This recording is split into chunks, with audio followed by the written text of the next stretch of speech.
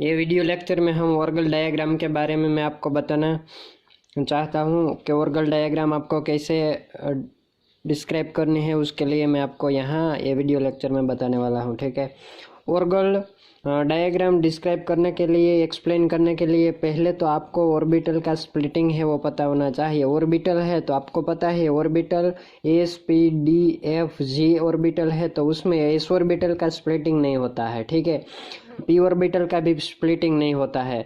D orbital से splitting start होता है, डी ऑर्बिटल में स्प्लिटिंग होता है, एफ ऑर्बिटल में स्प्लिटिंग होता है, जी ऑर्बिटल में भी स्प्लिटिंग होता है। ठीक है, तो देखो मैंने यहाँ डी ऑर्बिटल का स्प्लिटिंग यहाँ दिखाया है कि डी ऑर्बिटल है तो वो डी ऑर्बिटल कैसे स्प्लिट होता है। तो डी ऑर्बिटल है वो टू टाइप्स में स्प्लिटिंग होता है, ऑक्टाहाइड्रल एंड टेट्राहाइड्रल। देखो ऑक्टाहाइड्रल में स्प्लिटिंग है वो कैसे होता है। ऑक्टाहाइड्रल में स्प्लिटिंग है T2G एंड EG में होता है। ठीक है, T2G का मतलब है ट्रिपली डिग्रेडेशन, यानी कहने का मतलब है उसमें 3 ऑर्बिटल है वो प्रेजेंट है। EG का मतलब ये G है, उसका मतलब है जीराइड। ठीक है, यहाँ E है तो उसका मतलब है डबली डिग्रेडेशन। डबली डिग्रेडेशन का मतलब क्या होता है, यहाँ 2 ऑर्बिटल है वो प्रेजेंट है।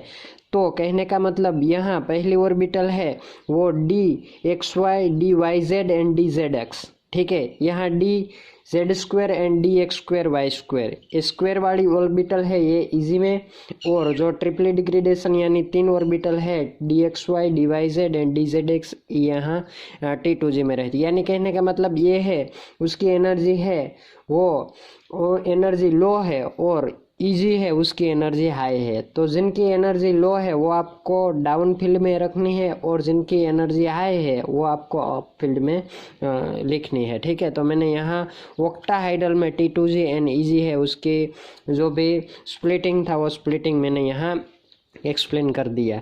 देखो उसकी एनर्जी के बारे में मैं आपको बता दूं, एनर्जी आपको कैसे कैलकुलेट करनी है। यहाँ आपको क्या करना है, एनर्जी कैलकुलेट करने के लिए आपको यहाँ डिवाइड में टोटल ऑर्बिटल कितनी है, तो जो डी ऑर्बिटल है उसका जो सब ऑर्बिटल है वो 5 सब ऑर्बिटल है। ठीक है, आप एनर्जी ये 3 ऑर्बिटल के आप डिस्क्राइब कर रहे हैं तो आपको क्या ध्यान में रखना है, आपको एबो यानी जब आप एनर्जी ये T2G की एक्सप्लेन कर रहे हैं या तो कैलकुलेट कर रहे हैं तो आपको क्या करना है, जो एबो यहाँ इजी ऑर्बिटल है वो आपको ध्यान में रखनी है।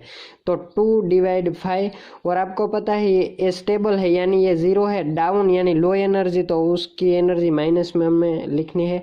ठीक है, तो यहाँ आप 2/5 कर दो तो आपकी एनर्जी है वो 0.4 मिल जाएगी। ठीक है, अब आपको पता है यहाँ 0 है, यहाँ माइनस यानी लो एनर्जी है, यहाँ प्लस यानी हाई एनर्जी है। तो ये डिस्क्राइब करने के लिए आपको क्या करना है, डिवाइड में 5 ऑर्बिटल, क्योंकि सब ऑर्बिटल 5 है इसलिए मैंने यहाँ 5 रख दिया। अब इजी की एनर्जी आप डिस्क्राइब कर रहे हैं तो आपको क्या करना है, आपको T2G ध्यान में रखना है। तो यहाँ 3 ऑर्बिटल है वो आपको ध्यान में रखनी है, तो 3/5 हो गया। लेकिन यहाँ एनर्जी हाई है तो हम यहाँ प्लस लिख देंगे। तो ये एनर्जी है 0.6 डेल्टा ओ का मतलब क्या है, ऑक्टाहाइड्रल। ठीक है, ओ का मतलब क्या है, ऑक्टाहाइड्रल। डेल्टा है वो उसका यूनिट है और ये ओ लिखा है ये उसका मतलब है ऑक्टाहाइड्रल। देखो यहाँ टेट्राहाइड्रल में मैंने स्प्लिटिंग किया तो आपको पता है ऑक्टाहाइड्रल एंड टेट्राहाइड्रल में वो स्प्लिटिंग है वो ऑपोजिट है। तो यहाँ जो ई था यानी 2 ऑर्बिटल थी वो अप फील्ड में थी, यहाँ वो डाउन में हो जाएगी। ठीक है, तो मैंने यहाँ डाउन में रिप्रेजेंटेशन किया है, यहाँ अप में रिप्रेजेंटेशन किया है। तो टेट्राहाइड्रल है ये ऑक्टाहाइड्रल से ऑपोजिट, यानी यहाँ ई हो गया, यहाँ T2 हो गया, तो यहाँ 2 ऑर्बिटल, यहाँ 3 ऑर्बिटल। ठीक है, ये टेट्राहाइड्रल का स्प्लिटिंग है। अब आपको क्या करना है आगे, यह एनर्जी डिस्क्राइब करने के लिए आपको कैलकुलेट करने के लिए ऐसे ही आपको क्या करना है, टोटल ऑर्बिटल कितने हैं, सब ऑर्बिटल 5 ऑर्बिटल, यहाँ एनर्जी लोएस्ट इसलिए मैंने यहाँ माइनस लिख दिया। आगे क्या करना है, ये दोनों की एनर्जी आपको निकालनी है तो ध्यान में क्या रखना है, 3/5 आपको लिखनी है। तो उसका आंसर 0.6 लेकिन माइनस, क्योंकि ये नेगेटिव यानी लो एनर्जी है। हाई एनर्जी में प्लस, तो आपको क्या करना है उसके लिए, टोटल तो 5 ही है लेकिन आपको ये 3 की एनर्जी डिस्क्राइब करने के लिए ये दोनों ये आपको ध्यान में रखना है। तो आपको 2/5 लिख दो यहाँ। तो 0.4 आंसर मिल जाएगा। ठीक है, ये डी ऑर्बिटल है, उसका स्प्लिटिंग मैंने आपको समझा दी। ऑर्गल डायग्राम समझने के लिए स्प्लिटिंग समझना बहुत ही ज़रूरी है। ठीक है, तो मैंने ये समझा दिया। देखो यहाँ एफ के लिए भी मैंने फटाफट यहाँ आपको डायग्राम है वो ड्रॉ करके रखी है। एफ के लिए देखो यहाँ एफ है तो उसकी सब ऑर्बिटल है वो 7 है, इसलिए यहाँ देखो उसका जो स्प्लिटिंग होता है वो T1G T2G एंड A2G में होता है। ठीक है, यहाँ मैंने उसकी एनर्जी भी लिख रखी है T1G T2G एंड A2G। ठीक है, यहाँ देखो मैंने जैसे डी ऑर्बिटल में जैसे उसका स्प्लिटिंग किया इसी तरह एफ ऑर्बिटल में, लेकिन यहाँ सब ऑर्बिटल है 7 है, तो आपको T1 T2 एंड A2 ऐसे आपको निकालना है। ठीक है, अब ऑक्टाहाइड्रल है उसके ऑपोजिट में टेट्राहाइड्रल है, तो देखो यहाँ A2G अप फील्ड में था तो यहाँ उसको आपको डाउन में लिखना होगा। ठीक है, क्योंकि यहाँ अप में लिखा था, अप में रिप्रेजेंटेशन किया, यहाँ डाउन में आपको रिप्रेजेंटेशन करनी है। ठीक है, तो A2 यहाँ आ जाएगा, T2 यहाँ और T1G यानी T1 यहाँ। ये टेट्राहाइड्रल का है, ऑक्टाहाइड्रल का। ये एफ के लिए स्प्लिटिंग मैंने आपको समझा दिया। ठीक है, जैसे उसकी मेथड सेम टू सेम है, लेकिन यहाँ उसकी सब ऑर्बिटल है इसलिए आपको 3 पार्ट में डिवाइड करनी, यानी T1G T2G एंड A2G ऐसे आपको सिम्बलाइज करना है। ठीक है, देखो आगे हम टर्म स्प्लिटिंग के बारे में मैं आपको बता दूं। ठीक है, टर्म स्प्लिटिंग में ऑर्बिटल का स्प्लिटिंग हमने पढ़ लिया, बाद में हमको टर्म स्प्लिटिंग है उसके बारे में मैं आपको बता दूं। देखो एस टर्म है तो उसका स्प्लिटिंग नहीं होता है, पी टर्म उसका स्प्लिटिंग नहीं, डी टर्म का स्प्लिटिंग होता है, एफ का स्प्लिटिंग होता है, जी का स्प्लिटिंग होता है। तो देखो यहाँ स्प्लिटिंग नहीं होता, लेकिन उसका मूल्यांकन सिंबल है वो मूल्यांकन सिंबल, तो इसके लिए आप को A1G लिखना है, P के लिए T1G लिखना है, D के लिए T1G प्लस T2G, यानी T1G है वो आपको पता ही है वो ऑक्टाहाइड्रल होता है, तब वो डाउन में रिप्रेजेंटेशन करना है, वो EG को अप में रिप्रेजेंटेशन करना है। बाद में टेट्राहाइड्रल है तो टेट्राहाइड्रल में E है उसको आप डाउन में रिप्रेजेंटेशन करना है और T2 को अप में रिप्रेजेंटेशन करना है। ठीक है, एफ का जो टर्म है तो एफ टर्म के लिए मैंने यहाँ मूल्यांकन सिंबल है वो लिख दिया T1G T2G A2G। ठीक है, एफ के लिए मैंने यहाँ भी एफ ऑर्बिटल के लिए, ऑर्बिटल में और टर्म में सिर्फ डिफरेंट इतना ही है, यहाँ आपको कैपिटल में लिखना है और यहाँ आपको स्मॉल में लिखना है। ठीक है, ऑर्बिटल का स्प्लिटिंग स्मॉल में होता है और टर्म सिंबल है तो टर्म का स्प्लिटिंग लिखना है आपको वो कैपिटल में लिखना है। ठीक है,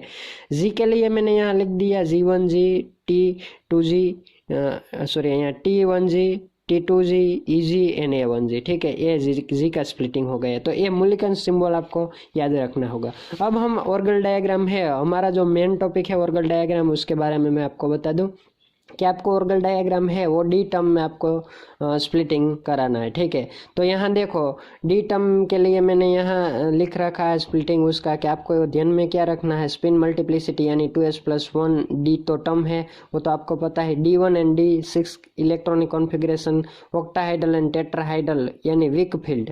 वीक फील्ड का मतलब क्या होता है, हाई स्पिन। हाई स्पिन के लिए मैंने ये D1 D6 के लिए मैंने हाई स्पिन में ऑर्गल डायग्राम है वो यहाँ लिखा है। ठीक है, देखो यहाँ मैं आपको समझा दूं कि ऑक्टाहाइड्रल है उसके लिए हमने अभी पढ़े T2G एंड EG, टेट्राहाइड्रल में E एंड T2, तो मैंने यहाँ लिखा। आपको करना क्या है, अब D1 एंड D6 है उसका जो टर्म है वो टर्म भी मैंने यहाँ लिख दिया। टर्म सिंबल के बारे में मैंने अगले लेक्चर था उसमें माइक्रोस्टेट एंड टर्म सिंबल कैसे निकालना है वो मैंने आपको बता दिया। ठीक है, तो आपको D1 का टर्म सिंबल निकालना है तो D1 का जो ग्राउंड स्टेट में टर्म सिंबल है वो D2 आपको मिलेगा, और होल पिजन डायग्राम मैंने आपको पढ़ाई थी तभी आपको पता ही है D1 का जो अलाउड टर्म था ये D2 ही था।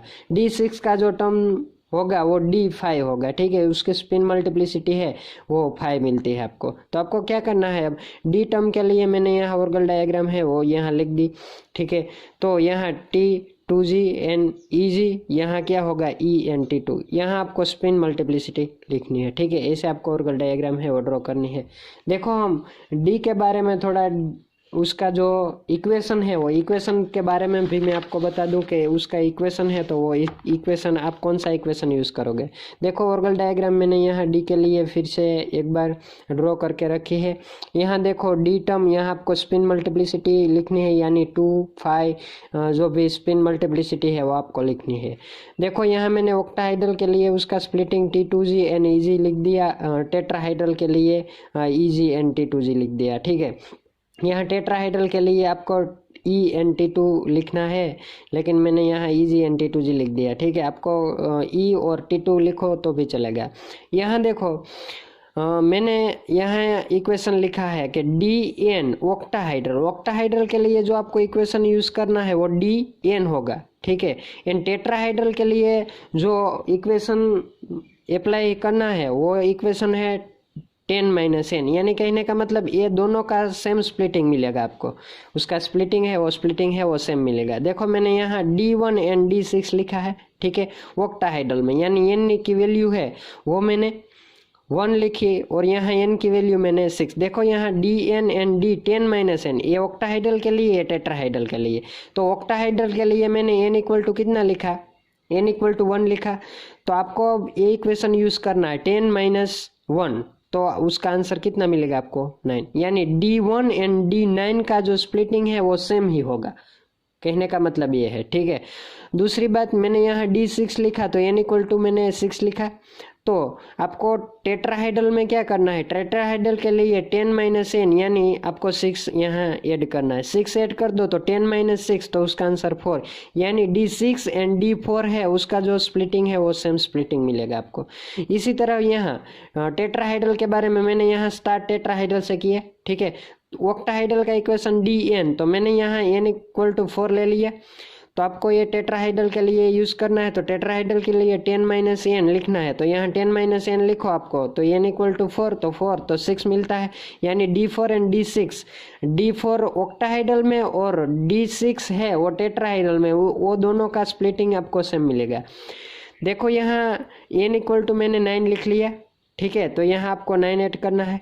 तो अब क्या करोगे, 10-9, यानी टेट्राहाइड्रल के लिए आपको 10-9 1 लिखना है। तो D9 and D1, D9 octahedral में एंड D1 है टेट्राहाइड्रल में, उसका स्प्लिटिंग है वो सेम स्प्लिटिंग मिल जाएगा। यहाँ आपको कोई भी एग्जांपल दिया होगा D1 2 3 4 5 6 7, कोई भी 10 तक कोई भी वैल्यू दे तो आपको वर्गल डायग्राम है इस तरह आपको एक्सप्लेन करनी होगी। ठीक है, तो ये मैंने वर्गल डायग्राम के बारे में आपको बता दिया। देखो यहाँ ये EG का रिलेशन EG के साथ, यानी E के साथ T2G का रिलेशन T2G के साथ है। ठीक है, यहाँ टेट्राहाइड्रल में आपको EnT2 ही लिखना है, मैंने लिख दिया था लेकिन आपको EnT2 ही लिखना है। ठीक है, ये बात की मैंने वर्गल डायग्राम की। आगे देखो एप के लिए भी आपको ऐसे मैंने यहाँ दे रखी है, कोई भी मैंने यहाँ मैं समझा दूँ आपको कि उसकी मेथड सेम टू सेम। यहाँ मैंने क्या किया, D3 का एफ टर्म मिलता है, तो एफ टर्म के लिए आपको क्या करना पड़ेगा, उसके लिए आपको क्या करना होगा, उसके लिए सिर्फ आपको यहाँ उसका जो स्प्लिटिंग है वो 7, क्योंकि यहाँ F ऑर्बिटल है तो उसकी सब ऑर्बिटल 7 है, तो उसकी वो सब ऑर्बिटल 7 होनी चाहिए। तो यहाँ T1G लिख दो, यहाँ T2G लिख दो, यहाँ A2G लिख दो। ठीक है, F में। और यहाँ क्या करना होगा, यहाँ G नहीं होगा, A2 होगा, T2 होगा और T1 होगा। ठीक है, यहाँ आपको सेम टू सेम डी में जैसा हमने किया था वैसे ही आपको लिखना है। मैंने यहाँ आपको ये ड्रॉ करके दिखा दिया।